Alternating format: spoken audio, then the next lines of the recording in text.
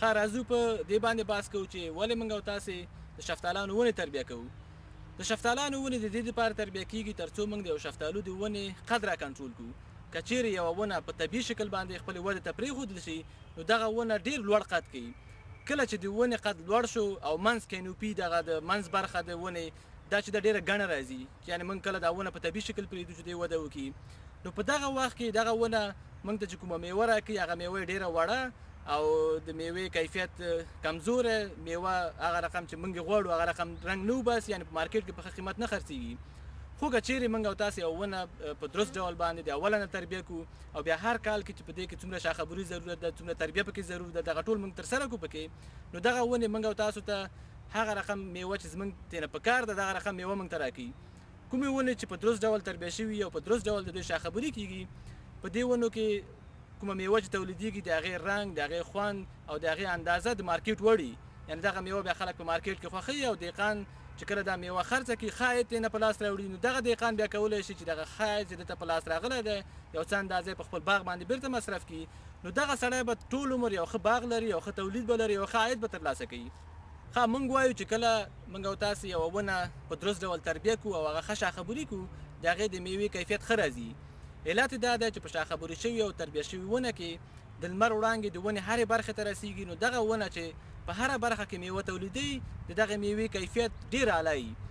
او تر څنګ یې هغه څانګې چې موږ او تاسو د راتلونکي کال دپاره غواړو چې هغه موږ او تاسو ته میوه ونیسي، دا هم لمر ته ضرورت لري. یعنې هغه څانګې چې په هغې باندې لمر ولګېږي دا په راتلونکو کلونو کې د ګل غوټۍ تشکیلوي. که چیرې په دغه څانګو باندې لمر ونه لګېږي اکثره د دغه څانګې وچېږي او د منځه ځي، نو کله چې د ونې په دغه برخو کې دغه څانګې د منځه لاړې په راتلونکي کلونو کې موږ دلته هېڅ څانګه نه لرو، نو موږ د ونې په دغه ساحو کې هېڅکله هم نشو کولی چې میوه ترلاسه کړو. نو موږ او تاسو کولی شو چې د شفتالانو په درسته تربیې سره او په درسته شاخبرۍ سره د شفتالو د ونې په هره برخه کې د ښه کیفیت میوه تولید کړو. د دې ترڅنګ کومه ونه چې موږ او تاسو ښه تربیه کړو او ښه شاخبري کړو په هغې کې د میوې شکول اسان دي، د میوې رنګړي کول پکې اسان دي، همدارنګه په دې کې دواپاشي اسانه ده، په دې کې بیا په راتلونکو کلونو کې شاخبري اسانه ده، په دې چې موږ او تاسو کولی شو چې د ونې هرې برخې ته ورسیږو. او بله خبره دا چې کله چې موږ او تاسو یو ونه په درست ډول تربیه کړو د هغې دغه سکیفل برانچ یا دغه عمومي څانګې چې دي دا ډېرې قوي راځي، نو په سړو منطقو کې دغه قوي څانګې حتی د واورې د بار زغم هم لري، یعنې کله چې په سړو منطقو کې واورې ورېږي نو شفتالانو په څانګو باندې چې څومره واوره وورېږي دغه څانګې د دې طاقت لري چې دغه بار وزغمي. او همدارنګه د بار نیولو په وخت کې که هغه ګرمه منطقه وي که سړه منطقه وي دغه څانګې د دې توانایي لري چې څومره بار په دې باندې رازرغون شي نو دوی کولی شي چې دا وزغمي.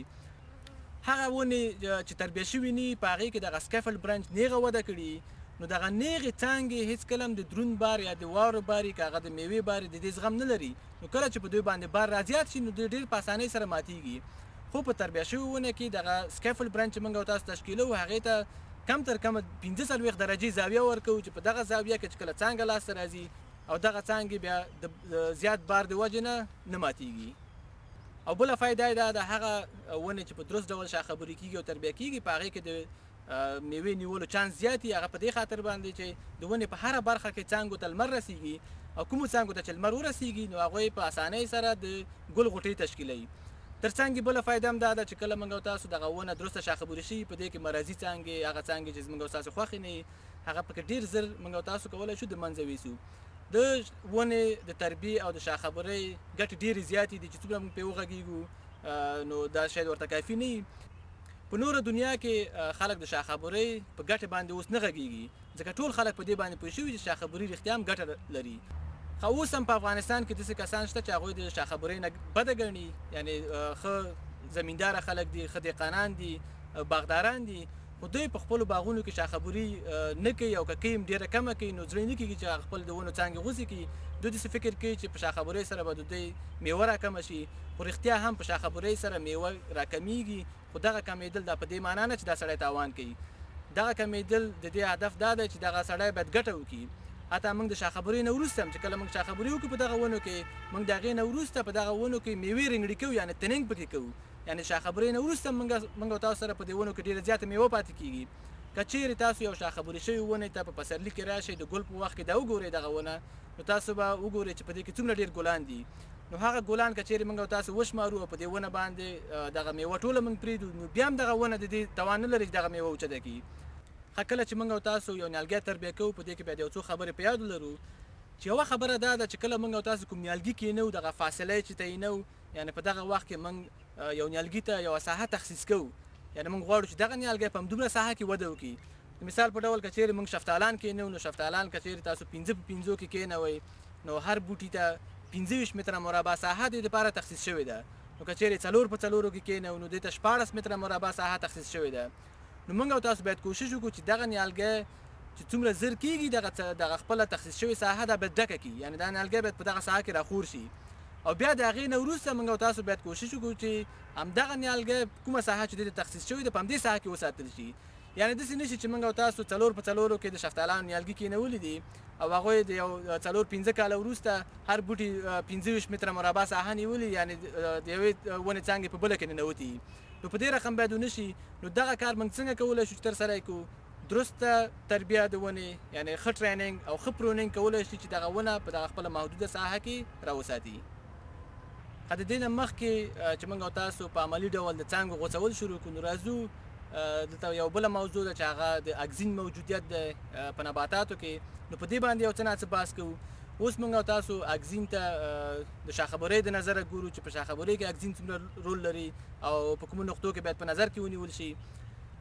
اګزین په اپیکل بډ کې تولیدیږي یعنی په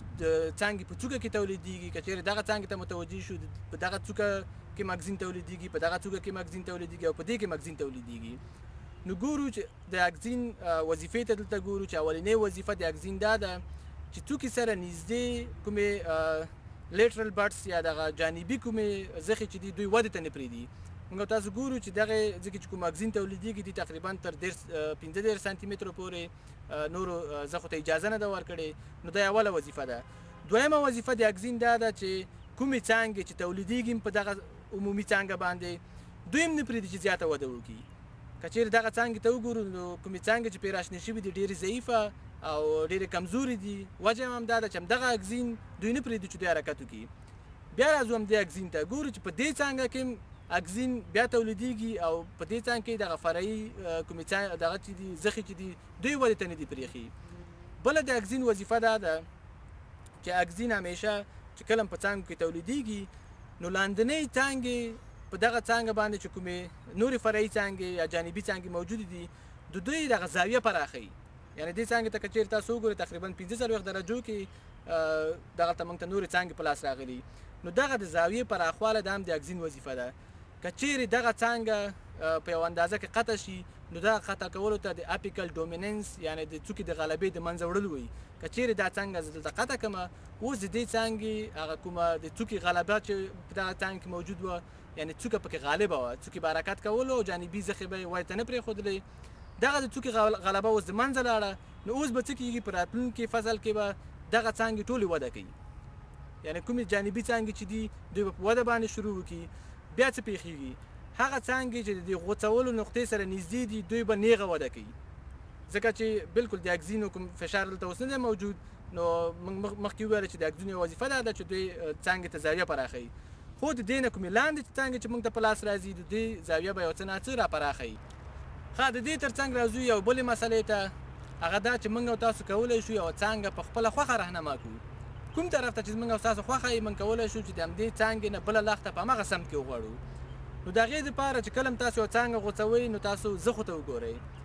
هره زخه چې هر طرف ته په دې څانګه باندې واقع ده صرف د همدې زخې چې لږ پورته تاسو دغه څانګه قطع کوئ نو دغه څانګه به همغې خواته یو بله څانګه وباسي. د مثال په ډول دغه ځای کې اوس دې څانګې ته ګورو که چیرې دا د ونې منځ داخلي نو که چیرې زه دغه څانګه اوس په دې ساحه کې زه قطع کړمه نو دلته به یو بله فرعي څانګه راشنه شي یعنې زموږ دغه څانګه به بیرون طرف ته حرکت ولري. خو که چیرې اوس دغه زخې ته وګورو دا زخه هغې طرف ته حرکت کړی نو که چیرې دا څانګه زه دلته قطع کوم نو د دې نه یو څانګه په دې سم کې وځي. نو د غوڅولو په وخت کې چې د کومې زخې د پاسه تاسو دغه څانګه غوڅه کوئ نو څانګه به هماغه طرف ته حرکت کوي کوم طرف ته چې دغه زخه موجوده ده. ښه په ونو کې په عام ډول باندې موږ په دوه قسمه باندې څانګې غوڅوو چې یو ته هیډینګ بیک وي یعنې یوه څانګه په منځ کې یا د هغې یو څوکه موږ غوڅوو او بل ته تنینګ آوټ وي چې یو څانګه موږ مکمله د منځه وړو. نو په دغه دوه طریقو کې خپلې ګټې موجودې دي. د هیډینګ بیک ګټه دا ده چې په کومه ساحه کې چې موږ او تاسو غواړو چې هلته څانګې رازیاتې شي نو موږ هلته هیډینګ بیک کوو. د مثال په ډول که چیرې دغه څانګې ته وګورو نو دغه څانګه اوږده څانګه ده. که چیرې زه غواړم چې د دې څانګې نه په دغه ساحه کې نورې جانبي څانګې رازرغونې شي نو زه څه کوم چې دغه څانګه په دې ساحه کې هیډ بیک کوم. کله مې چې دا هیډ بیک کړه هماغه پخوانی د اګزین مسله ده چې د دې نه اګزین کله تولیدېدل دې سرته راتلل نو دغه زخې نه پرېښودل چې دوی وده وکړي. اوس موږ اپیکل ډومیننس ختم کړو نو په دغه ساحه کې اوس موږ کولی شو چې پریمانه څانګې په لاس راوړو. نو د هیډینګ بیک وظیفه دا ده چې په دې سره موږ کولی شو د څانګو تعداد زیات کړو. بله قطع کونه هغه د تینینګ آوټ ده، یعنې که په کومه ساحه کې ستاسو یوه څانګه نه وي په کار هغه د منځه وړئ. د مثال په ډول دغه څانګې ته راځو، زه غواړم چې دغه څانګه زه مکمله د منځه ویسم او دا تین آوټ کړم. نو تین آوټ دې ته وایي چې دغه څانګه زه د دې نه مکمله ختمه کړم، یعنې دا څانګه زما دلته نه ده په کار. نو کله هم چې تاسو یوه څانګه غوڅوئ په تین آوټ کې یوه خبرې ته باید تاسو متوجه اوسئ چې دا به ډېر جګ هم نه غوڅوئ، ځکه چې په دې ساحو کې بیا دلته څانګې راشنه کېږي، او ډېره به یې ټیټ هم نه غوڅوئ چې په دغه ساحه کې دغه پړسېدلې ساحه د عمومي څانګې او د فرعي څانګې ترمنځ تاسو وګورئ دلته یو پړسېدلې غوندې ساحه ته چې دې ته د شوټ کالر ورته وایي، یعنې د دې دغه غاړه ورته وایي د دې څانګې. نو تاسو دغه غاړه مه غوڅوئ په دې خاطر باندې که چیرې دغه غاړه د دې نه غوڅه شي نو دغه څانګه بیا دغه زخم چې دی دا ډېر زر نه جوړېږي. نو موږ دغه څانګه په دغه ساحه کې غوڅوو چې دلته موږ د څانګې دا کالر هم روغ پرېښودلو او په څنګ کې موږ دغه څانګې سټپ پرې نه ښودلو، یعنې دلته نورې زیښې نشته چې راشنې شي.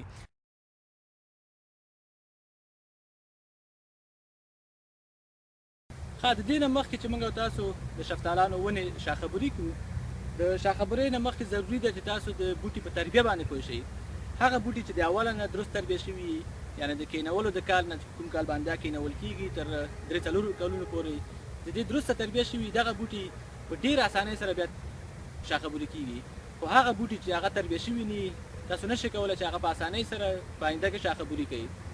بوټی عین د یو ماشوم غوندې تربیه کېږي، لکه څنګه چې موږ او تاسو خپل ماشومان په اوله کې ښه تربیه کوو، ښه صحتمند یې روزو او د هغې نه وروسته دوی په مکتب کې او یا په فاکولتو کې شاملو او د هغې نه وروسته بیا موږ ترې نه د عاید تمه لرو. نو بوټی هم همداسې دی چې په اولو 2-3 کلونو کې هغه په هره نوعه پورې اړه لري. د شفتالانو بوټی په 2-3 کلونو پورې دا تربیې ته ضرورت لري. د دغه تربیې په جریان کې باید موږ او تاسو په دې باندې میوه پرېږدو. د تربیې نه وروسته تاسو کولی شئ چې دغه بوټي نه ډېر ښه صحتمند او درست حاصل ترې نه ترلاسه کوئ. د شاخبرۍ یا د څانګو غوڅولو نه مخکې موږ او تاسو راځو قیچیانو باندې لږ بحث کوو چې تاسو باید د کومې قیچي نه استفاده وکړئ. که چیرې تاسې د ښه کیفیت والا قیچي ولرئ، کومه قیچي چې زما په لاس کې ده، که چیرې دا ډول قیچي تاسو ولرئ نو د ځینې خلکو په ګمان دا قیمته راځي ځکه د دې نرخ لږ زیات اوچت دی. خو که چیرې دغه قیچیګانې موږ او تاسو د هغه قیچیګانو سره چې په بازار کې په ډېر کم قیمت سره پیدا کېږي د هغې سره مقایسه کړو نو زما په نظر باندې دا قیچي د هغوی نه ارزانه ده. په دې چې دغه قیچي تقریبا تر 20 کلونو پورې ماته کار کوي او تر 20 کلو پورې عمر لري، حتی د هغې څخه هم زیات عمر لري که چیرې ښه وساتل شي. خو هغه قیچي چې زه په کم قیمت سره په بازار کې اخلم د هغې قیمت کم دی خو هغه دوام نه لري. نو زه مجبور یم چې هر کال هغه قیچي یو نوی قیچي بیا زه واخلم. نو په دغه وخت کې ماته مشکله ده چې زه هر کال دغه قیچي بدله کړم او نوې نوې قیچي واخلم. که چیرې هغه قیچیګانې چې موږ او تاسې په ټول د څو کلونو کې اخیستي نرخونه د دې سره مقایسه کړو نو دا قیچي ماته په یو حساب ارزانه تمامېږي. په عام ډول شفتالان چې دي په منځ کلاسي سیستم سره تربیه کېږي، یعنې اوپن سنټر سیستم باندې دا باید تربیه شي. نو موږ هم راځو دغه بوټی په منځ کلاسي سیستم یعنې اوپن سنټر باندې دا موږ تربیه کوو. نو په دغه سیستم کې تاسو باید څو شیان په نظر کې ونیسئ. اوله خبره دا چې موږ او تاسو د نرسري نه 2 قسمه نیالګي په لاس راځي. یو هغه قسم نیالګي دي چې دا ساید برانچز لري، یعنې جانبي شاخونه لري. بل داسې نیالګي چې هغه په درست شکل سره دغه جانبي شاخونه نه لري. نو موږ راځو دغه اول بوټي ته چې دا ډېر ښایسته جانبي شاخونه لري خو دغه تربیې ته اوس ضرورت لري چې دغه اوس موږ کېنولی دی. نو دغه بوټی باید موږ تربیه کړو. دا بوټی تاسو ګورئ چې اول خاصیت دا چې دا د انګو لیبل لري چې د افغانستان د قوردارانو د ملي اتحادیې یو لیبل دی، دا یو تصدیق شوی بوټی دی. نو دغه بوټی ګورو چې د یو نرسري نه راغلی دی، خو دې سره موږ لاندې ګورو چې په همدغه بوټي کې دغه سکر زموږ نه دي په کار. دا ترېنه زه قیچي کوم لرې کوم د دې بوټي نه. او په څنګ کې نورې وړې سکرې چې راشنې شوي دي دا هم زه ترېنه لرې کوم د دې بوټي نه. او په دغه ساحه کې ګورو چې څومره سکرې دا باید موږ ترېنه د منځه ویسو. د دې نه علاوه تاسو چې کله هم کوم بوټی ته خبرې کوئ یعنې په هماغه اول کال کې چې څنګه هم دا بوټی کېنولو په دغه بوټي کې تاسو باید هغه خپل سکیفل برانچ یعنې هغه عمومي کومې څانګې چې دي هغه به تاسو په نښه کوئ. سکیفل برانچ یعنې څه معنا هغه څانګې چې موږ او تاسې اصلي اولي څانګې په پښتو کې موږ او تاسې ورته وایو چې د هغې نه د ونې دغه عمومي یا د موټونه چې ترېنه جوړېږي چې د تنې نه ونه په برخو باندې ویشي دغه ته په انګلیسي کې سکیفل برانچ وایي. نو دا باید تاسو په دې ونه کې انتخاب کړئ، د دې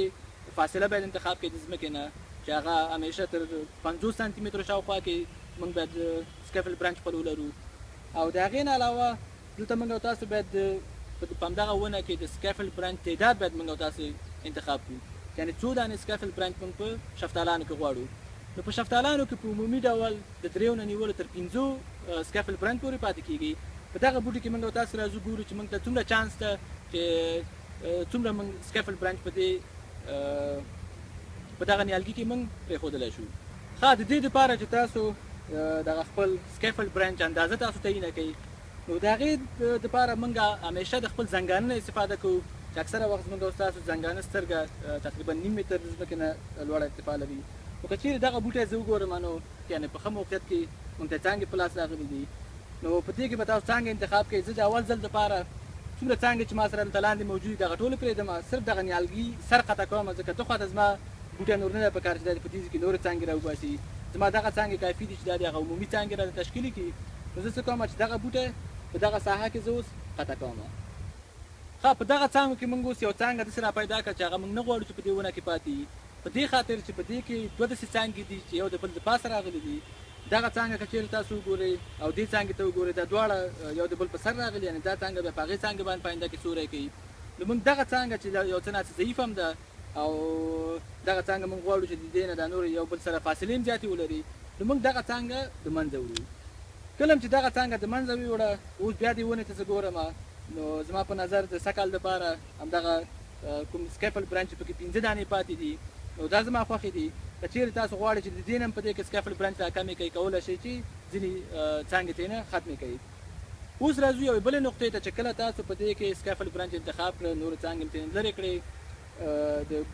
سکیفل برانچ فاصله تیار تعین شوې ده، د مخکې نه څانګې جوړې دي. اوس د دې دپاره چې دغه هره څانګه یو څه ناڅه قوي راشي، نو موږ څه کوو چې د دې 1/4 یا 1/3 برخه د هرې څانګې د دې نه موږ قطع کوو.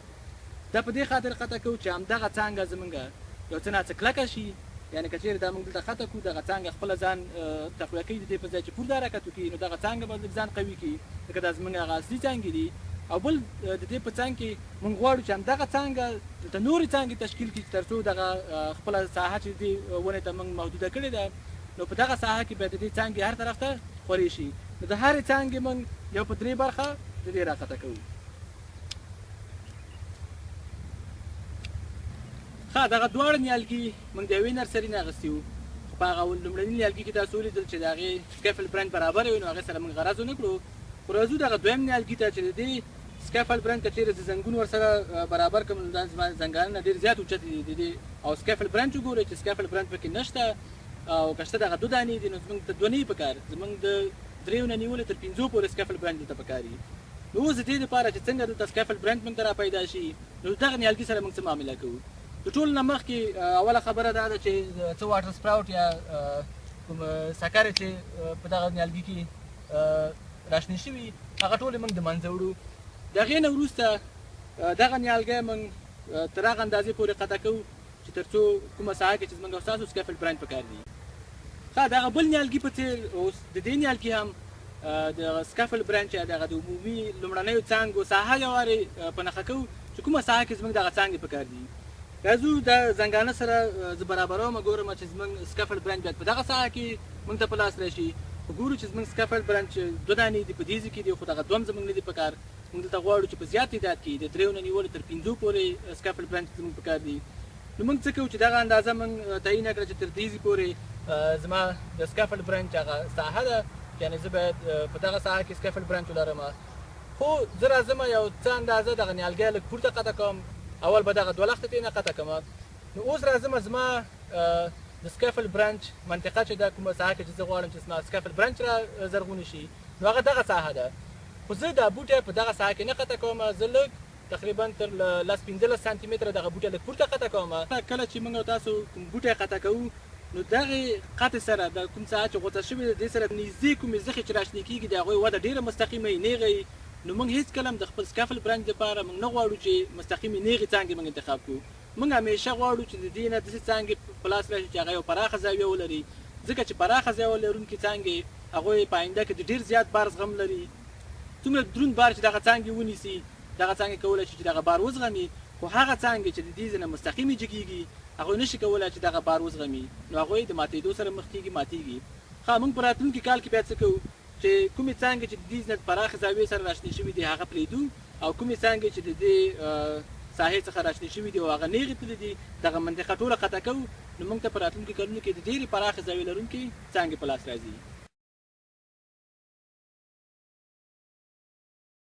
ښه دغه ونه د کېنولو په وخت کې د زنګانه په اندازه یعنې په دغه ځای کې قطع شوې وه او اوس ګورو چې په دغه یو نمویي فصل کې دغه څانګې کړي دي یوه خبره چې هغه ډېره مهمه ده باید موږ او تاسو په یاد ولرو چې د ونې دغه لومړني 2-3 کلونه د دې ونې د عمر تر ټولو مهم کلونه دي ځکه چې په دې کلونو کې موږ د ونې ساختمان جوړو یعنې د دغه سټرکچر جوړو چې دغه ساختمان د دې ونې سره د عمر تر اخره پورې بیا دا ملګری وي اوس دغه څانګه ګورو چې ډېر ښایسته ګلان یې نیولي دي خو په دغه ساحه کې دا څانګه زموږ خوښه نه ده یعنې دلته نه ده پکار نو دا څانګه غوڅو ښه دغه څانګه ګورو چې ډېره ځوړنده ده نو دغه څانګه د پاسنۍ زخې د پاسه غوڅوم نو بیا په راتلونکي کال کې وګورو چې دلته زه کومه څانګه ماته په لاس راځي او کومه یوه د هغې نه زه بیا انتخاب کړم ښه دغه بله څانګه ګورو چې زیاتې جانبي څانګې لري او ډېرې ضعیفه دي یعنې دغه جانبي څانګې دا وړې وړې څانګې ډېرې ضعیفه دي نو زه اکثره د دوی څخه قطع کوم یوازې یو څو دانې پرېږدم او د عمومي څانګې سر د یوې بیرونۍ زخې د پاسه قطع کوم چې همدغه بیرونۍ زخه بیا په آینده کې په یو څانګه بدل شي او بیرون طرف ته حرکت ولري دغه ضعیفې څانګې د ښه کیفیت میوه نشي درکولی نو باید چې موږ او تاسې دغه څانګې را قطع کړو خو یوه خبره باید په یاد ولرئ چې دغه نرۍ څانګې چې موږ او تاسې غوڅوو دا باید ډېر په بیخ کې غوڅې نه شي ځکه چې د همدې څانګو بیخونو دغه چیرې تاسو وګورئ یوه دوه زخې لري چې په همدې نقطه کې کولی شو په راتلونکو کلونو کې یا په دغه راتلونکي کال کې په زړه پورې څانګې ولرو او د عمومي څانګې سر اوس راغوڅوو ښه دغه څنګ ته راځو او ګورو چې دغه تر ټولو هغه قوي سکیفل برانچ یا قوي عمومي څانګه ده چې ځینې وخت په دې ډول څانګو کې ډېر په مشکل سره تصمیم نیول کېږي چې په کومه ساحه کې قطع کړو چې بیا موږ ته په آینده کې ښې څانګې په لاس راشي خو بیا هم کوشش وکړئ چې په داسې یو نقطه کې دا قطع کوئ چې بیرون طرف ته هغه پاسنۍ څخه باید بیرون سم طرف ته حرکت ولري نو که چېرې په دې ساحه کې غوڅه کړو نو موږ ته په یو ښه سم کې یوه ښه څانګه په لاس راشي دغه ونې ته ګورو چې یوه 2 کلنه ونه ده او دریم نمویي فصل پرې را روان دی چې منځ یې خلاص دی یعنې اوپن سنټر دی نو خپلې لومړنۍ څانګې اول په نښه کوو چې په دې ونه کې 1 2 3 4 دانې سکیفل برانچ لرو یعنې دغه عمومي څانګې لرو سکیفل برانچ باید کم تر کمه 45 درجې زاویه ولري دغه څانګې ته ګورو چې په څنګ کې ورسره یوه بله څانګه هم راشنه شوې ده نو موږ باید رقابتي څانګې له منځه یوسو په لویو ونو کې لاپر استعمالو لاپر دغه غټو قیچیګان ته وایي چې اوږده اوږده لاستې لري نو موږ او تاسې د دغه قیچیګانو په ذریعه کولی شو چې هغه غټې څانګې چې په دغه ونو کې راشنې شوي او زموږ نه خوښې هغه هم د منځه ویسو ښه اوس دغې څانګې ته وګورئ چې پورته خواته یې وده کړې ده نو دغه څانګه یوه بیرونۍ زخې ته د پاسه قطع کوو یعنې په داسې ځای کې قطع کوو چې پاسنۍ څانګه د ونې بیرون طرف ته حرکت ولري د نورو څانګو په څېر بیا هم د دې څانګې سر غوڅ شو چې څانګه کلکه او قوي راشي او جانبي څانګو ته د ودې اجازه ورکړي هغه څانګې چې د دې څانګې لاندې راشنې شوي دي هغه هم د منځه وړو په دغه څانګه باندې دغه سپرې څانګې هم د منځه وړو ځکه چې دغه سپرې څانګې بیا په نورو څانګو باندې سوری اچوي بله دا چې هغه څانګې چې د ونې بیرون طرف ته وده لري هغه موږ ساتو، هغه نه غوڅوو، خو د هغوی سرونه هم د نورو څانګو په څیر یو پر درې برخه یې قطع کوو.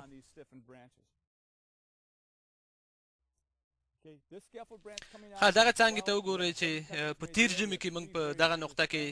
دا څانګه قطع کړې وه، او اوس 3 دانې نورې قوي قوي څانګې رازرغونې کړي دي چې د دوی څخه موږ صرف یوه دانه یې پرېږدو، او یوه دانه هم هغه دانه پرېږدو چې زموږ د خوښې سم طرف ته دې وده کړي. اوس دغه څانګه هم غوڅوو، لاندې څانګې هم غوڅوو، او هغه څانګې چې د عمومي څانګې د پاسه راشنې شوي هغه هم د منځه وړو. دغه څانګه هم یوې بیرونۍ زخې ته غوڅوو چې په راتلونکي کې د دې څخه هم یوه بیرونۍ څانګه په لاس راشي. دغه بله لومړنۍ څانګه ګورو چې درست سم طرف ته حرکت کړی دی او په سر کې دوه شاخونه نور تشکیل شوي دي. نو موږ دا څانګه پرېږدو، کومه ساحه چې موږ دغه بوټو دپاره تخصیص کړې ده، دا بوټي موږ په د بوټو ترمنځ فاصله چې د 15 متره ده، نو دغه بوټي باید کم از کم دغه 25 متره مربع ساحه باید د خپل راډکه کړي، یعنی دغه بوټو ترمنځ فاصله 15 متره ده او د قطارونو ترمنځ فاصله د 15 څخه هم زیاته ده. دغه څانګه هم یوې بیرونۍ څانګې د پاسه غوڅوو چې دغه جانبي څانګه بیرون طرف ته وده وکړي او په آینده کې یوه ښه لښته په لاس راشي. دغه څانګې ته وګورئ چې څه ناڅه نیغه وده لري، خو د دې نه لاندې وګورئ چې دغه لاندنۍ څانګه په یوه ښه زاویه کې حرکت لري. نو دغه برنۍ څانګه یې غوڅوو او لاندنۍ څانګه د تربیې لاندې نیسو، بیا هم لاندې باندې څانګې ټولې راغوڅوو. دغه نریو سورچکه څانګو ته تاسو وګورئ چې همدا څانګې دي چې په شفتالانو کې میوه نیسي. نو موږ د همدې څانګو سرونه قطع کوو تر څو دغه څانګې کلکې شي او هغه میوه چې په دغه څانګو باندې رازرغونېږي همدا څانګې باید هغه وزغملی شي، او نورې ګڼې څانګې هم د دې شاوخوا قطع کوو. په شفتالانو کې هغه څانګې غوڅېږي چیرته چې میوه تشکیلیږي. که چیرې تاسو د شفتالانو په یوه رسېدلې ونه کې دغه سورچکې د پنسل په ډبلوالي څانګې وګورئ چې 50 سانتي متره اوږدوالی ولري، نو په دغه څانګې کې به تاسو وګورئ چې د حد نه زیات ګلان موجود دي. که چیرې دغه څانګې ته اوس موږ او تاسې وګورو نو شاوخوا 15 دانې ګلان په دغه څانګه کې دي، خو دغه څانګه چې هغه ډېر ظلم پې وشي نو د 4 شفتالانو نه زیات شفتالان دا نشي زغملی. اوس د شفتالانو په دغه لښته کې د بندونو ته تاسو وګورئ چې په هر بند کې کم تر کمه یوه زخه شته. که چیرې په یو بند کې صرف یوازې یوه زخه وي نو دا به خامخا د پاڼې زخه وي. خو که چیرې د لاندې بندونو ته وګورو نو دوه د ګلانو زخې لري او په منځ کې وګورئ چې د پاڼې یوه زخه موجوده ده. که چیرې موږ او تاسې دغه څانګه د سر نه تر پایه پورې وګورو نو ګورو چې په دې کې د اندازې نه زیات ګلان راشنه شوي دي. په همدې خاطر موږ دا ډول څانګې یو پر 3 برخه قطع کوو تر څو دغه څانګې لږې کلکې شي او یو څه ګلان هم د همدې خبرې سره د منځه لاړ شي، او یو څه موده وروسته موږ راځو په همدغه څانګه کې که چیرې بیا هم میوه پکې زیاته وه نو میوه یې ترېنه رنګړي کوو. نو په دغه څانګه باندې باید د شفتالانو د 3 میوو نه زیاتې پرېنښودل شي. په شفتالانو کې موږ هډ بیک ډېر زیات کوو، یعنې هغه څانګې چې میوه نیسي د هغوی یو پر 3 سرونه قطع کوو. خو که چیرې همدغه قطع کول یا همدغه هډ بیک یا سر کپول تاسو د مڼو په ونه کې وکئ نو مطمئن اوسئ چې تاسو به هېڅ میوه ترلاسه نه کوئ.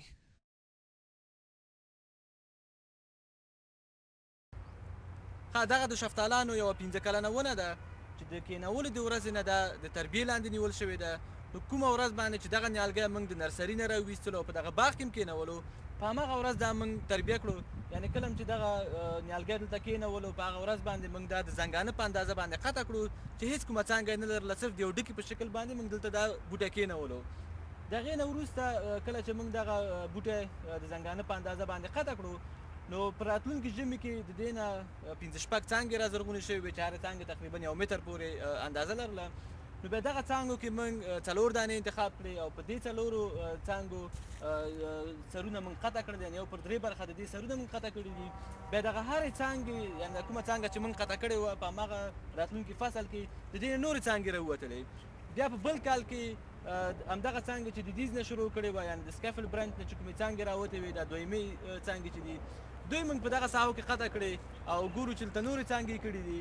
نو دغه ونه زموږ هدف دا ده چې دغه ونه باید کومه ساحه چې دې لپاره تخصیص شوې ده په دغه ساحه کې دا باید ځان راخور کړي او بیا موږ هم دغه ونه په همدې ساحه کې وساتو. داسې نه شي چې دا د دې نه تجاوز وکړي د خپلې ساحې نه او د هغه بلې ونې سره یا د هغې ونې سره د دې څانګې ولګېږي یا یو په بل کې د دې څانګې نه ننوځي. نو موږ کوشش کوو چې همدغه ونه په همدې ساحه کې راوساتو. نو په دغه رقم د ونې ساتل په دا خپله محدوده ساحه کې شاخبرۍ ته ضرورت لري. که چیرې موږ په دې کې شاخبري ونه کړو نو دا ونه به لوړ هم ځي او پراخېږي به هم، دغه ونې به یو په بل کې ننوځي. نو څنګه کولی شو چې موږ دغه ونه په خپله ساحه کې وساتو؟ راځو تاسو ته په دې نورو ونو کې درښیو چې کومې څانګې به تاسو غوڅه کوئ. دغه ونه تیاره شاخبري شوې ده، دې کې اوس څه نشته چې موږ پکې شاخبري وکړو. یو بله ونه کې تاسو ته ښیو چې تاسو کومې څانګې باید د منځه ویسئ او کومې څانګې پکې پرېږدئ،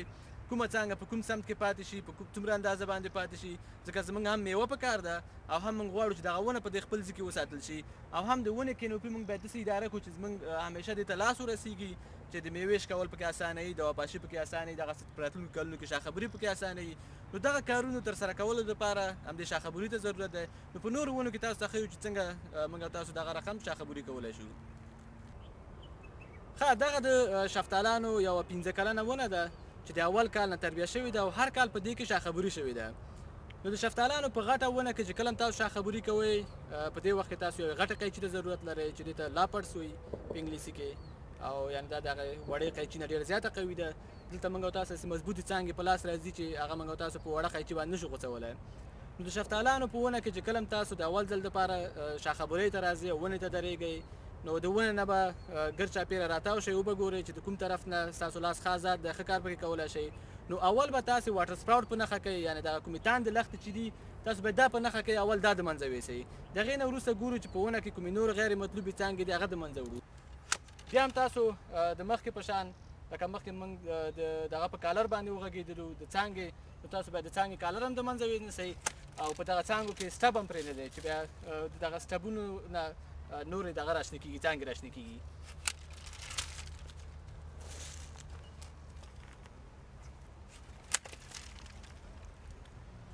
ها، د واټر سپراوټ نه علاوه هغه څانګې چې د ونې کینوپي داخل طرف ته وده کړې ده، یعنې موږ کوشش کوو چې د شفتالانو ونې اوپن سنټر پرېږدو، خو ځینې څانګې په دې وخت کې د ونې داخل طرف ته وده لري. موږ کولی شو چې دغه داخل طرف ته چې کومه څانګه وده کړې ده دا هم د منځه ویسو. ښه، مخکې موږ او تاسې په دې باندې وغږېدلو چې د شفتالانو کومې څانګې چې په سوري کې پاتې شي دوی یا وچیږي او که چیرې وچې نه شي نو دوی د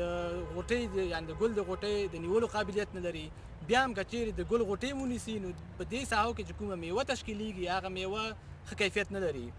نو په دغه وخت کې موږ او تاسو کولی شو چې د دغه کار مخه ونیسو، یعنې زموږ شفتالانو کې باید ټوله میوه د ښه کیفیت لرونکي. نو موږ څه کوو؟ هغه څانګې چې په نورو څانګو باندې سوری اچوي هغه هم د منځه وړو، او کومې څانګې چې په سوري کې واقع کېږي هغه هم د منځه وړو. د مثال په ډول زه دغه څانګه د منځه وړم ځکه چې دا بیا په دې لاندنیو څانګو باندې سوری اچوي. صرف په دې کې دغه افقي کومې څانګې چې پرتې دي لکه دا څانګې پرېږدم، دغه بغل ته څانګې پرېږدم، دا پکې پرېږدم، هغه څانګې پرېږدم چې هغوی ته همیشه لمر رسېږي. نو دغه څانګې چې د بلې څانګې د پاسه یې نیغه وده کړي دغه ټولې زه د منځه وړم. او د دې نه علاوه اوس هغه څانګې چې لاندې راشنې شوي دي دغه څانګې ته ګورو چې بیخي د دې څانګې مکمل په لاندې برخه کې ده، دا هم د منځه وړو. دغه څانګه ګورو چې ټوله د خواته دغه د ځوړنده ده، نو دغه څانګه هم د منځه وړم، دا هم د منځه وړم، دا هم د منځه وړو. خو دغه بغلونو کې کومې څانګې چې دي په دې باندې لمر په کافي اندازه لګېږي، دې څانګو سره موږ اوس غرض نه کوو. ښه، موږ نه غواړو چې زموږ د شفتالانو ونې دي ډېرې زیاتې جګې شي او ډېرې اوچتې دي. نو دغه څانګې ته موږ ګورو چې نور دغه د خپل حد نه وتلې ده، ډېره زیاته اوچته ده. نو زه د دې نه دغه کومې څانګې چې زما نه دي خوښې چې ډېرې جګې شوي دي هغه ته یې نه قطع کوم او دغه څانګه زه پرېږدم چې دا د ونې خارج طرف ته په 45 درجو زاویو کې دا بیرون باید وتلي وي. نو دغه څانګه زه نه قطع کوم چې دا ډېره ټیټه وه او دا قطع کوم چې دا بیخي قد جګو د دې خپلې اندازې نه، دا څانګه هم ترېنه قطع کوم او د دې سره ترېنه دغه څانګه هم قطع کوم او کومه سپره څانګه چې په دې دا هم ترېنه قطع کوم او دغه لاندې څانګې هم ترېنه قطع کوم. اوس راځو کومې څانګې چې په دې کې پاتې دي، زموږ هدف اصل د دغه څانګې نه دی. نو دغه څانګه موږ غواړو چې لږ یې راقوي کړو. نو د دې څانګو موږ سرونه قطع کوو. سرونه یې په دې خاطر باندې قطع کوو چې تر څو همدغه څانګې چې موږ دا سرونه قطع کړل دوی په دغه ساحو کې په راتلونکي فصل کې دا اوس میوه نیسي، یعنې دا اوس یو څو ورځې بعد به دا ګل وکړي او په دې ځایونو کې به میوه وي. نو د دې سرونه موږ په دې قطع کړل چې دغه څانګې به لږې قوي شي. دغه ګل نیولو او بیا په دې کې د میوې نیولو د دې لپاره زغم به لري او په څنګ کې دغه څانګونه موږ غواړو چې په راتلونکي کال کې دلته نورې په همدې رقم جانبي څانګې موجودې دي چې هغوی موږ ته میوه ونیسي. نو په دې ځای کې بیا هم تاسو متوجه شئ چې د اپیکل ډومیننس مسله ده، موږ د دې څانګو د څوکې غلبه ختمه کړه، نو اوس به دغه زخې دې ته تشویق شي چې دلته نورې جانبي څانګې راوباسي. ښه، په غټو ونو کې د څانګو غوڅولو طریقې خو تاسو ولیدې چې موږ واټر سپراوټ پکې غوڅوو، هغه څانګې چې په نورو څانګو باندې سوری کوي هغه غوڅوو، کومې څانګې چې د مخکې نه په ستوري کې موقعیت لري هغه غوڅوو، او په څنګ کې ځینې څانګې نورې چې مرضي هغه ته نه غوڅوو، کومې څانګې چې د کینوپي داخل طرف ته تللي هغه غوڅوو. نو راځو موږ دغه ونه په ګډه ما ممتاز شاه خبرې کوو، تاسو زموږ سره وګورئ چې موږ په اخره کې دغه ونه څه رقم شاه خبرې کیږي او په کوم شکل بیا تاسو ته ښکاري.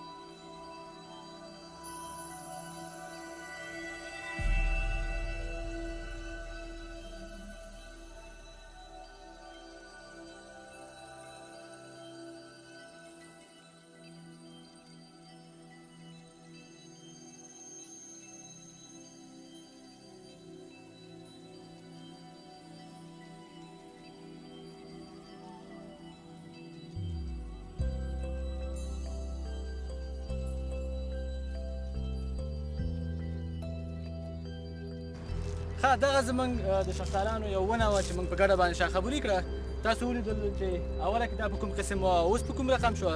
د دې قد تاسو اوله کې مشاهده کړو، اوس یې قد وګورئ. په دې کې واټر سپراوټ تاسو ولیدل، اوس یې وګورئ چې واټر سپراوټ پکې چېرته دي. او همدارنګه په دې کې کومې لاندې باندې څانګې چې وي هغه موږ د منځه یوړې. نو دغه ونه به په دغه راتلونکي فصل کې انشاءالله چې داسې شفتالان نیسي چې هغه په مارکېټ کې د خرڅلاو وړ وي.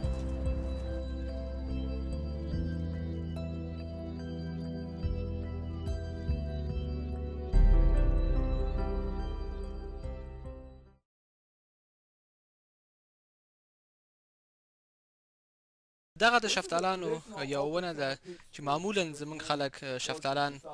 په دغه سیستم سره تربیه کوي، چې په دې کې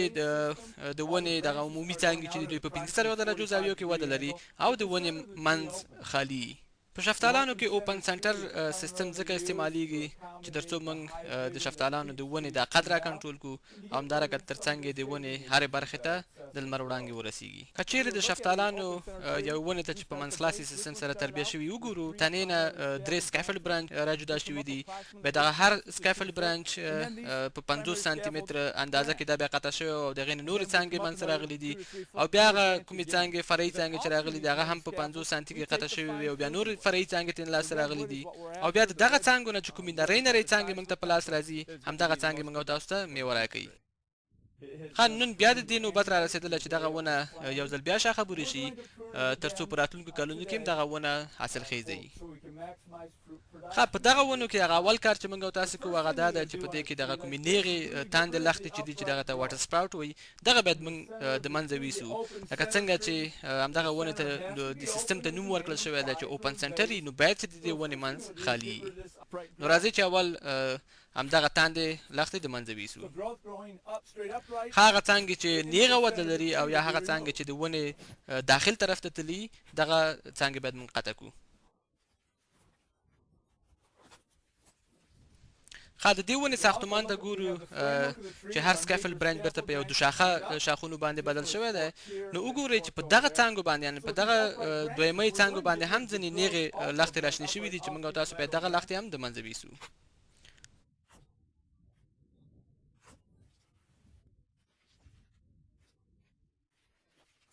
ها لکه څنګه چې سکیفل برانچ موږ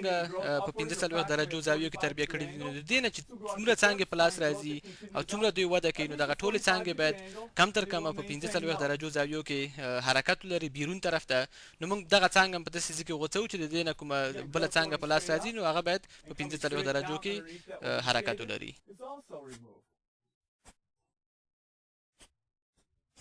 بیا هم هغه څانګې چې موږ او تاسو په دې ونه کې پرېږدو د دوی سرونه قطع کوو یعنې دا سرکپ کوو چې تر څو همدغه څانګې لږې قوي شي راکلکې شي او همدارنګه یو څه اندازه ګلان هم بیا د دې نه د منځه ویسو په همدې غوڅولو کې. ښه دغه څانګو ته وګورئ چې داسې لږې راځوړندې شوي دي. دغه هغه څانګې دي چې تېر کال موږ د دې سرونه غوڅ کړي وو. نو اوس ګورئ چې دغه څانګو په تېر فصل کې 3-4 دانې شفتالان نیولي وو او په څنګونو کې نورې څانګې هم راشنې شوي دي. دلته په دغه څانګه کې وګورئ چې پورته یو بله څانګه د همدې څانګې نه راشنه شوې ده نو موږ هغه پورتنۍ څانګه پرېږدو او دغه لاندنۍ څانګه یې قطع کوو او کومه څانګه چې پرېږدمه د هغې سر هم قطع کوم نو دغه کار په دغه ټوله ونه کې اوس ترسره کوو.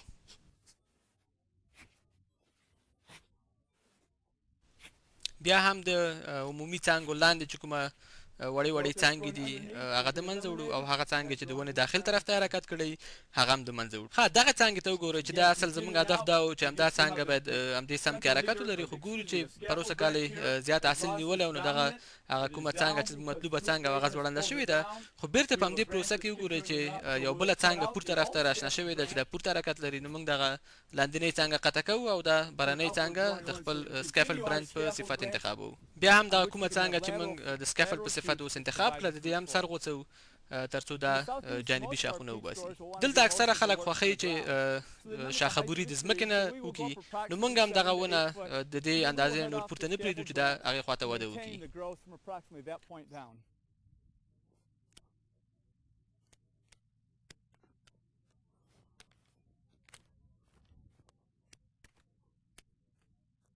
شاخونه د ونې داخل طرف ته حرکت کړي هغه هم د منځه وړو او هغه څانګې چې نیغه وده لري یعنې کوم واټر سپراوټ چې دي هغه هم د منځه وړو. د څانګې غوڅولو په وخت کې باید تاسو سټپ یا دغه خنډ پرې نه دی که څومره چې تاسو خنډ زیات پرېږدئ نو دلته بیا دغه څانګې راشنې کېږي.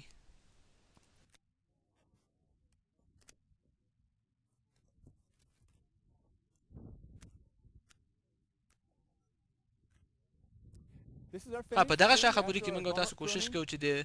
میوه لرونکو څانګو تعداد زیات کړو. هغه څانګې دي چې سور رنګ لري او د پنسل په سایز باندې ډبلوالی لري نو دغه څانګې هغه څانګې دي چې دوی په بغلونو کې واقع دي یعنې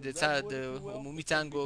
اړخونو ته راشنې کېږي خو هغه څانګې چې ښکته پورته د دې عمومي څانګې موقعیت لري هغه موږ قطع کوو او دغه څانګې پرېږدو د دې سرونه غوڅوو تر څو په راتلونکو کلونو کې نورې دا رقم څانګې موږ ته په لاس راشي. ښه خدای دې وکړي چې دغه د شفتالانو د ونو د تربیې او په دې کې د شاخبرۍ دغه پروګرام ستاسو خوښ شوی د دې دپاره چې تاسو دا ډېره مشکله معلومه نه شي ځکه ډېر اوږده اوږده کلیپونه او ډېرې خبرې وي پکې نو د دې دپاره چې تاسو دا ټولې خبرې بېرته راخلاص کړو لږ اسانه کړو نو راځو دلته په دغه تخته باندې لږ کار کوو او تاسو به وګورئ چې دغه د بوټي تربیه او د شاخبرۍ کې کومې خبرې تاسو باید هغه چې ډېر ضروري دي هغه په پام کې ونیسئ. داسې نه شي چې دغه پروګرام په لیدو سره ځینو خلکو خصوصا ځینې محصلینو زړه تور شي چې ولا دا شاخبري څومره سخته ده او شاید چې موږ ونه شو کولی دومره خبرې په یاد ساتل بیا دا په باغ کې یا په بوټي باندې تطبیقول دا شاید هغوی ته مشکله ښکاره شي خو راځو خبره ډېره اسانه ده. کله هم چې تاسو نیالګی اخلئ یا کوم نیالګی چې تاسو ته په لاس درځي وګورئ چې هغه نیالګی اکثره وخت جانبي څانګې درستې نه وي یعنې د شفتالانو په هغه اول بوټي کې موږ تاسو ته وښودلو چې په هغې کې دا جانبي څانګې او څه نه څه درستې وي نو موږ په هماغه حالت باندې پرېښود یعنې سکیفل برانچ موږ د هماغه وخت نه انتخاب کړل خو داسې وښیه چې تقریبا 90% نیالګي چې موږ او تاسو ته په لاس راځي د هغوی سکیفل برانچ مناسبې نه وي. د مثال په ډول تاسو ته یو نیالګی په لاس درغی که چېرې دغه زموږ د ځمکې سطحه وي نو دلته مې یو نیالګی کېنولی دی چې دغه نیالګی ډېر زیات اوږد قد لري فرض وکړئ چې دغه 2 متره قد لري دا نیالګی او په دغه ساحو کې یو څه جانبي څانګې لري خو موږ مخکې وویل چې موږ کله کوم نیالګی تربیه کوو خصوصا د شفتالانو نیالګی چې هغه سکافل برند زموږ په دغه ساحه کې پکار دي چې تقریبا د شپېتو او یا سانتي په منځ کې دغسې مسافه کې زموږ سکافل برند پکار دي، یعنې د 50 نه نیولې تر 80 سانتي پورې. نو موږ څه کوو، دغه نیالګی که چېرې زه په دې رقم باندې پرېږدم نو ګورم چې زما سکافل برند تقریبا په 1 متر 80 سانتي او 90 سانتي او شاید د دې نه په جګه فاصله کې. نو زه نه غواړم چې زما نیالګی په دغه ساحه کې سکافل برند خپل تشکیل کړي. نو زه کوم چې دغه نیالګی په دغه ساحه کې چې تقریبا 15 سانتي متره په اندازه قطع کوم، نو دا نیالګی چې کله هم زه دلته قطع کړم په دې ساحه کې، نو په دې ځایونو کې به هغه لیټرل بډس یعنې کومې جانبي زخې چې دي هغوی به څانګې وباسي او په وده باندې به شروع کړي. نو همیشه تاسو کوشش کوئ چې که چېرې په دغه اندازو په دغه ساحو کې ځینې څانګې موجود دي، نو دغه نه د 15 سانتي مترو یا 80 سانتي مترو په شاوخوا کې د دې نه چې کله په پورته ساحه کې موږ ته کومې سکافل برند په لاس راځي هغه زموږ په کار نه دي. نو موږ څه کوو چې دغه نیالګی په دغه نقطه کې قطع کوو. زه راځم دغه نیالګی دلته قطع کوم. مثال په ډول دا نیالګی په دې ساحه کې قطع شو. نو اوس په راتلونکي کال کې به څه کېږي؟ دا نیالګی چې ما دلته قطع کړو په راتلونکي کال کې به دا په دې ځای کې جانبي څانګې وباسي. مثلا د دې نه به یو څانګه راوځي، د دې نه به څانګه راوځي، د دې نه به څانګې راوځي، د دې نه به څانګې راوځي. په دې کې به ډېرې زیات څانګې راوځي، کیدای شي تر 15 پورې جانبي څانګې تاسو ته په لاس درشي. نو د دې نه وروسته بیا تاسو څه کوئ، یعنې په راتلونکي ژمي کې چې بیا تاسو راغلی دلته وګورئ چې دې کې څانګې پرېمانه څانګې تاسو په لاس درغلي دي. نو په دې کې به تاسو هغه خپل اصلي سکافل برند انتخاب کوئ. د دریو نه به شروع کوي. که چیرې دغه درې څانګې د همدې عمومي تنې د پاسه په داسې موقعیتونو کې راغلي چې هغه دغه ټوله ساحه ډکوي، مطلب یو بل سره په ډېره ښه زاویه کې دغه څانګې په لاس درغلي، نو هغه په هماغه رقم پرېږدئ. که نه 4 دانې انتخابوئ، که نه 15 دانې انتخابوئ. نو بوټي ته چې د پاسه نه وګورئ تاسو معلومات وشي چې دغه بوټي یا دغه څانګې چې زه انتخابوم دغه ټوله ساحه دا ډکوي او که نه ډکوي. که چیرې همدغه بوټي کې کومې څانګې پاتې شوې دوی دا ساحه ډکوله، هغه به پرېږدئ، نورې څانګې به ترېنه د منځه یوسئ. د مثال په ډول شاید په دغه بوټي کې زما دغه 4 څانګې د دې بوټي شاوخوا ټوله ساحه راډکه کړي، نو زه د مثال په ډول دغه څانګه ترېنه لرې کوم. کله مې چې دا څانګه ترېنه لرې کړه، ما سره به اصلي سکافل برند اوس پاتې شي، یعنې 4 دانې د مثال په ډول په دې بوټي کې ما 4 دانې پرېښودې. نو د دې نه وروسته به تاسو څه وکئ چې هره څانګه چې دا پاتې ده، کومې پاتې څانګې چې دي، یعنې کومې سکافل برند چې تاسو انتخاب کړئ، د دې پاتې شوو څانګو به تاسو 1/3 برخه سرونه د دې غوڅ کړئ. یعنې دا به زه په دې ساحه کې غوڅوم، دا به دلته غوڅ کړم، دا به دلته غوڅ کړم، دا به دلته غوڅ کړم. د دې دپاره چې موږ غواړو چې همدغه سکافل برند نورې څانګې وسوباسي. که چېرې همدغه سکافل برند چې دامه پیدا کړي، بیا زما ونه د حد نه جګېږي، زه نه غواړم چې زما ونه دومره جګه شي. نو څه کوو، دا هم 1/3 باندې قطع کړئ. د مثال په ډول دغه ساحو کې قطع شوي دي. دا اوس څه کېږي په راتلونکي بل ژمي کې، یعنې په دویم ژمي کې چې په دې بوټي باندې راځي، بیا څه کېږي، دلته به وګورئ چې 4-5 څانګې به نورې دې نه راشنې شوي، په دې ځایونو کې به نورې څانګې دلته تاسو ته په لاس درشي. بیا څه کوو، په دغه څانګو کې هغه څانګې چې د همدې لښتې د پاسه راغلي دي، یعنې نیغې بېسپرې دي، واټر سپراوټ دي، دا هم ترېنه د منځه یوسئ. او کومې څانګې چې د دې څانګې نه ډېر لاندې راغلي دي او ورسره تنګه زاویه ولري، دا څانګې به هم د منځه یوسئ. یعنې په دې څانګه باندې کومه څانګه چې موږ سکافل دپاره انتخاب کړې وه، په دې باندې به صرف دغه جانبي څانګې، یعنې چې دې اړخ ښي او چپ اړخ ته دې راغلي، دا به پرېږدو او لاندې باندې څانګې به یې د منځه یوسو. فرض کړئ چې دغه څانګه په دې باندې ډېره نیغه راشنه شوې وه، دا هم د منځه وړو، دا څانګه هم د منځه لاړه، او دغه د مثال په ډول ډېره ټیټه راغلې وه، دا هم دلته غوڅه کړه. کومې څانګې چې اوس بیا پاتې شوې، بیا به څه وکړئ چې بیا به د دې سرونه غوڅ کړئ، یعنې 1/3 برخه به دا بیا د منځه یوسئ. د دې هرې څانګې نه چې نورې څانګې لاس راغلي دي، دغه راغلې یعنې د سیکنډري برانچ، یعنې دویمۍ څانګې چې دي په سکافل برند باندې چې نورې دویمۍ څانګې لاس راغلي دي، دوی به 1/3 برخه به د دویم قطع کړو. خو دې ځایونو کې کوشش کوئ چې زخو ته تاسو وګورئ چې هغه زخو سره نږدې دغه څانګې قطع کوئ چې هغه زخې بیرون طرف ته حرکت کړي. مثال په ډول یو زخه دلته ده، یو په دې ځای کې ده، یو په دې ځای کې ده. نو زه دا څانګه په داسې ځای کې قطع کوم چې دغه زخه بیرون طرف ته حرکت ولري، یعنې دا مې دلته قطع کړو د دې زخې د پاسه. اوس د دې نه به نورې څانګې موږ ته په لاس راشي، یو څانګه به دلته راشي، یو به دلته راشي، یو به دې ځای کې راشي. نو په دې حالت کې به ستاسو، یعنې په 3م کال کې به دا ستاسو ونې کومه ساحه چې ورته تعین شوې، دغه ساحه به یې ټوله ډکه کړي، ډېره ښایسته او ګرد کینوپي لرونکي ونه به تاسو ته په لاس درشي. چون دا د شفتالانو ونه ده، د دې تر څنګ چې سپارې او لاندې څانګې موږ ترېنه غوڅوو، د دې تر څنګ موږ هغه څانګې چې د کینوپي داخل طرف ته حرکت کړی، مثال په ډول دیز نه یو څانګې دې خوا ته حرکت کړی، دا موږ د منځه وړو، دا نه پرېږدو. داسې څانګې موږ تاسو ته په لاس راځي. مثال په ډول دغلته موږ دا څانګه مخکې نه وویل چې دا خطا کوو چې د ډیزل یو څانګه راغله ده او دغه د پاسنۍ څانګې د هغې سره کراس کېږي، په هغې کې ورننوتلی هغه هم د منځه وړو. نو هر کال به تاسو څه کوئ، دا فرض کړه درېیم کال شو د دې بوټي، نو په درېیم کال کې به تاسو ته ډېر ښایسته یو ګرد کنپي لرونکې ونه په لاس درشي. نو بیا څه کوئ چې هر کال کومې څانګې چې په همدې فصل کې تاسو ته لاسته راځي دا یو پر درې قطع کوئ، ځکه چې د شفتالانو ونې د تېر کال په نوده باندې میوه نیسي. یعنې که چېرې موږ هر کال دغه لښته په دې کې قطع نه کړو، شاید چې دلته نورې څانګې موږ ته په لاس رانه شي. کله چې دغه څانګې په لاس رانغلې نو تاسو دلته میوه نشئ ترلاسه کولی. نو هر کال چې دلته تاسو څانګې راځي هغه یو پر درې باندې قطع کوئ او کومې نوې څانګې چې لاسته راځي هغه تاسو ته میوه کوي. نو په دغه طریقې سره یعنې ډېر په اسانۍ سره تاسو کولی شئ چې خپل بوټي تربیه کوئ او بیا په آینده کې په همدې رقم باندې شاخبري کوئ. کوشش وکړئ چې د شفتالانو ونو منځ خلاص وي، خو ډېرې باید اوپن نه کوئ. یعنې د 45 درجو نه زمونږ په خپله په باغ کې ځینې داسې ونې دي چې هغوی د 45 درجو نه موږ زیات اوپن کړي دي، چون دا جلال آباد هوا ډېره ګرمه ده. نو موږ د مشکل سره مخ کېږو چې اکثره څانګې لمر وهي او د لمر وهلو په نتیجه کې دا ځینې زخمونه پیدا کوي او بیا وروسته ګموسس کوي، یعنې په دې باندې کنډ را پیدا کېږي. نو کوشش وکړئ چې ونه کله هم تاسو تربیه کوئ، خصوصا د شفتالانو، نو په دغه زاویه کې یعنې 45 درجو زاویې نه ډېرې خلاصې نه شي. زموږ ځینې داسې ونې شته دلته چې هغوی د 45 درجو نه زیاتې خلاصې دي.